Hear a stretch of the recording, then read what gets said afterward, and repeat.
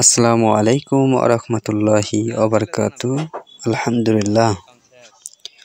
দারুল হাদিস সালাফিয়া হাফেজিয়া মাদ্রাসা ও ইতিমখানার রামেশ্বরপুর গাবতলী বগুড়া এর উদ্যোগে আয়োজিত ইসলামী জলসা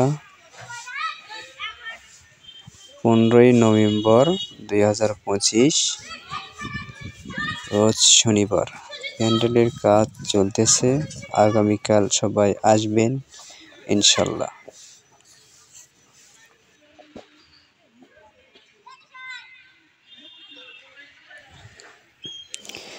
আলহামদুলিল্লাহ। ইসলামী জলসা 15ই নভেম্বর 2025 শনিবার বাদ আসর হইতে, স্থান রামেশ্বরপুর উচ্চ বিদ্যালয়, গাবতলী বগুড়া। প্রধান বক্তা হিসেবে থাকবেন শায়েখ আব্দুল্লাহ বিন আব্দুর রাজ্জাক।